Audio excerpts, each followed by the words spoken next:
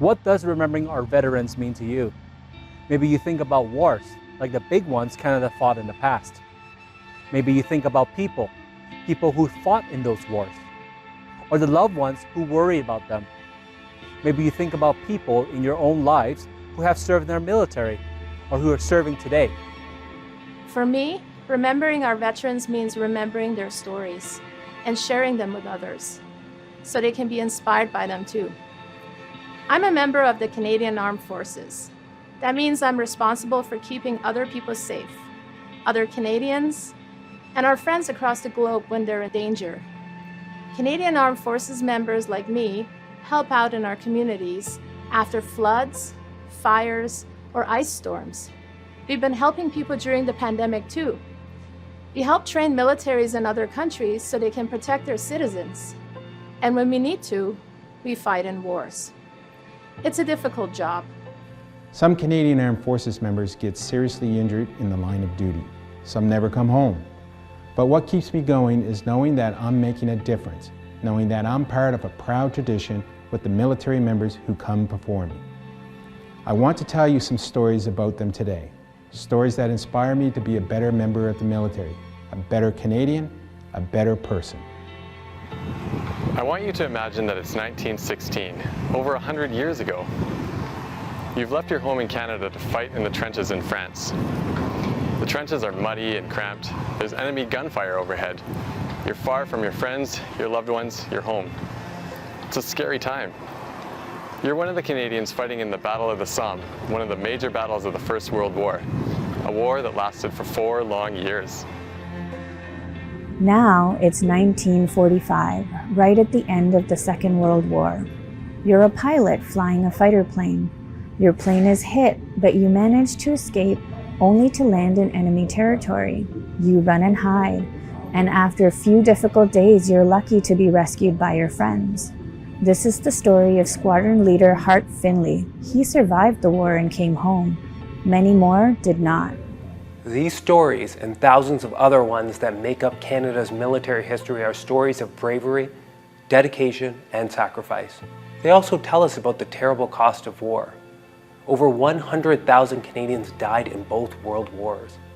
Many more were seriously injured or struggled with their mental health when they came home. It's so important that we remember everything they did. But it's also important for us to think about those who weren't allowed to serve equally. In the early years of the First World War, many Black Canadians weren't allowed into Canada's military because of the color of their skin. They refused to take no for an answer, and in 1916 were finally allowed to serve as part of a non-fighting unit called the No. 2 Construction Battalion. The unit was made up entirely of Black Canadians determined to serve their country. But when they returned home, people didn't thank them properly for what they did. It's taken a long time for people to recognize how important their work was. As we think about everyone who served our country and fought for freedom, it's important we think of the uncomfortable parts of our history too. We have to think about these parts of this history, of our history, so we don't repeat them. Canada's military history didn't stop in 1916. Many years later, we were fighting in a conflict called the Korean War. One of the Army's proudest moments happened 70 years ago during that war. Roughly 700 Canadians faced off against 5,000 enemy soldiers during the Battle of Capt. And they won. While that battle took place on land, Canadians in Korea also served in the air and over the seas. One of these brave Canadians, a sailor named Don Jatyuk, was a radar operator on board HMCS Nootka. One night, he noticed a blip on his radar, a blip that showed that an enemy ship was laying mines nearby. He warned his captain to adjust course, helping save many people's lives, and later helped to capture the ship. Only a few years later, there was a crisis over the Suez Canal in the Middle East. Canada helped out by being part of one of the first United Nations peacekeeping missions. Even now, although Canada isn't fighting in any wars, our military members are still helping people in need.